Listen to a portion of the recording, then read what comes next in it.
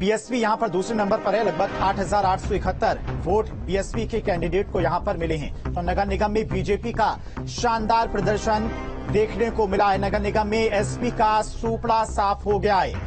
अन्य दलों की बात करें, कांग्रेस का भी सुपड़ा साफ हो गया है।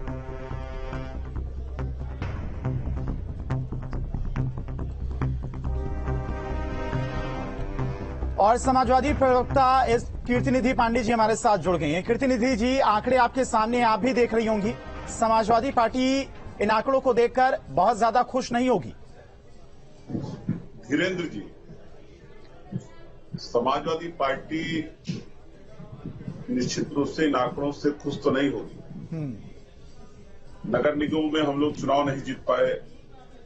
कांवरेरिया नगर पालिका की गिनती चल रही है और जो साथी जीते हैं नगर निगमों में, महापौर बने हैं, पार्षद बने हैं, वो किसी दल के हों, सभी साथियों की जीत की ढेर सारी शुभकामनाएं और इस उम्मीद के साथ कि जनता ने जो जिम्मेदारी दिया उसका बखूबी निर्वहन करेंगे। लेकिन समाजवादी पार्टी के मुद्दों के साथ चुनाव में थी, वो चाहे बेरोजगारी का मुद्दा रहा हो, चाहे किसान का मुद्दा रहा हो, चाहे साफ सफाई का मुद्दा रहा हो, चाहे नाली नालों का सवाल रहा हो, चाहे जल जमाव की समस्या रही, इन तमाम समस्याओं को लगातार उठाती रही और हमारा संघर्ष जारी है। पूरा परिणाम आने के बाद निश्चित रूप से हम इस बात की समीक्षा जरूर करेंगे कि हमसे चूक कहाँ हो गई, गलती कहाँ हो गई, कहाँ हम जनता से कनेक्ट नहीं हो पाए, कमियां कहाँ रह गई। इन तमाम चीजों को दुरुस्त करने का काम हमारे नेता आदरणीय अखिलेश यादव जी। उपचुनाव में अगर बात करें कीर्ति जी, वहां पर भी समाजवादी पार्टी की हार हुई है, जबकि वहां तो कहा जाता था स्वार और जो 96 सीट है वो तो आजम खां का गढ़ है, समाजवादी पार्टी का गढ़ है, वहां पर हार हो गई। उसको किस तरह से देखते हैं? भरोसा क्या नहीं कायम कर पा रहे जनता पर? देखिए, अब हमने तो बड़ी ईमानदारी के साथ अपनी हार भी स्वीकार किया, जीतने वालों को बधाई भी दिया धीरेन्द्र जी।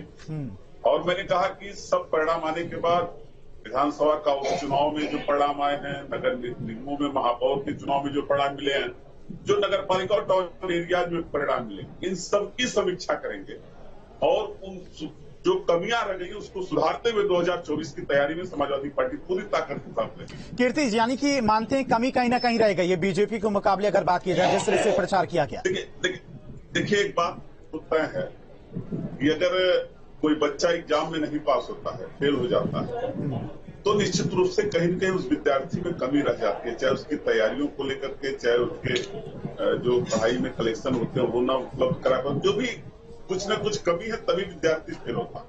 और हम लोग अगर नहीं पास हो पाए, जनता के जनादेश हमारे साथ नहीं मिल पाया, बड़ी तादाद में हमारे उम्मीदवार नहीं जीते हैं महापौर।